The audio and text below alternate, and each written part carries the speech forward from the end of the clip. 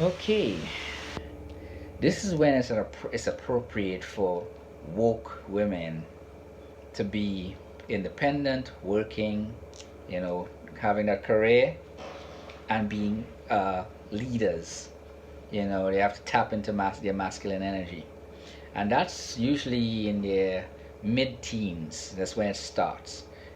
Prior to that, from like maybe 12 to 14, 15 years old, you're learning how to do household chores, wash your clothes, cook food, clean the house, bathroom, things like that, keeping the place clean, tidy. Um, and now, but you're still in school, so you have your education to take care of. A lot of times they're doing that. Now, the environment in which I work with and work with youths, um, a lot of times they go into the workplace sooner because out of necessity they have to work. These young women have to work to make money so they could get the bare necessities they need to get through high school and whatnot. School supplies, feminine hygiene products, food sometimes, to live. And so they work.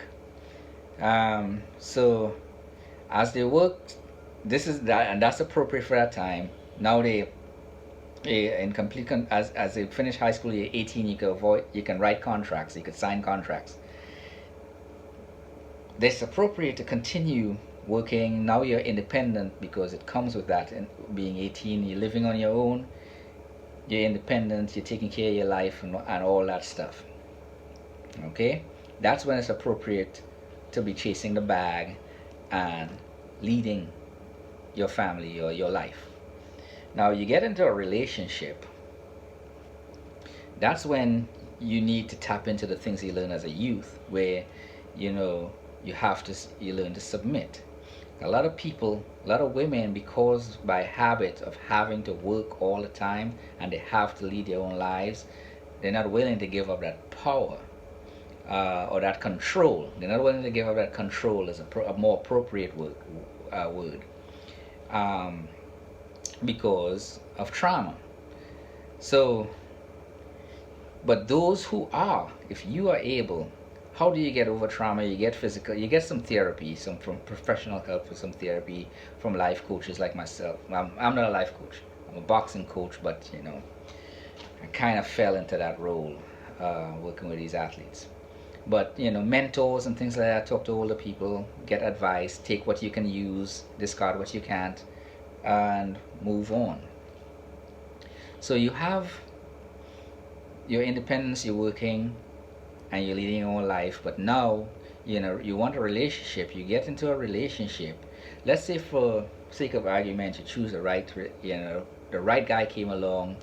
You had the mindset and the maturity level to choose that guy over the riffraff that most woke women choose, right? If you do not um, relinquish that power that you have, that you think you have, and let the man lead, and you have faith in that man to lead. If you do not do that, you will retain your independence. You will eventually lose that man if he's a real man. If he's a beta or a simp, you'll keep him around long enough, but it will become exhausting to you, as many have said to me, that always have to be making decisions, or telling the man what to do. He goes out and work. Yes, there's some financial alleviation, but she's still working. She's still making the household decisions and everything, and that can be exhausting. Now, at least that's what I've been told by some of my athletes that grown up and came back to me now and talk about this stuff. Now, what the other thing that happens that women have a hard time doing is or understanding is that you have to be you will never really lose your independence if you give up control, or your leader, you allow the man to lead. You never really lose independence. That's still there, because now your independence shift to nurturing and developing your family, or building a family with this man. But so if you give up the leadership and you submit to the man, what you get in return is absolute power over that family. over that relationship. Even with an alpha male or a sigma male or a guy, that's like a high value, you submit to him, you gain power in return by giving up leadership, and this guy is now under your control. That's just how it works. But women cannot seem to get by giving up control, giving up the kind of control they think they have by giving up leadership. They have to let the man lead, and this is where y'all mess up.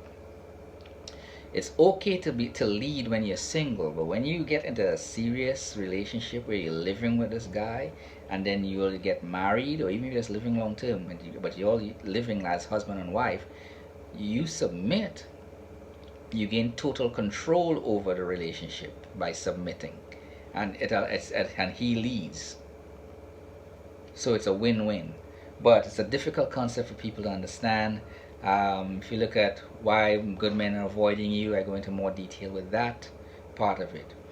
This video is more about when it's appropriate to exhibit those things. Now, you have to continue doing the household stuff when you that you learned or you had to learn as a independent woman. But now that you're married and say you have kids, do you truly want to be out in the workforce working when you can be home raising your next generation of kids the way you want them to be raised? Or would you still want to be out there working? A man would prefer to have his wife stay at home and raise the kids, and he go out there and work. A woman, in most cases, would rather stay at home and take care of the kids while the man go out to work, and she takes care of everything around there to support the man so he can go out and work and provide and protect. All right? If you're able to do that, be able to transition there, you will definitely have a successful family. For the most part. Sometimes shit goes wrong, marriage break apart, whatever, but it wouldn't be for the wrong reasons, and everybody walks away healthy in the aspects of health, the 8 healths. So if you have any questions, ask it in the comment section down below. Like and subscribe, and hit the notification bell. A man has to work till the day he dies. Regardless if he's retired or not, he's still going to be working, doing something. There's no way around that for a man. But you as a woman can walk in a man's shoe for a short period of time in your youth, so you can understand what he has to go through and deal with the exception of the sexual harassment or the significantly higher advances that men make on women so they can start a family. Men won't really have to deal with that as much as you would, so that would be the exception. But you would have walked in a man's shoe for a short period of time to understand what he goes through and what he has to go through for life. You, on the other hand, once you start having children in a marriage or with a man that's with you, you don't have to worry.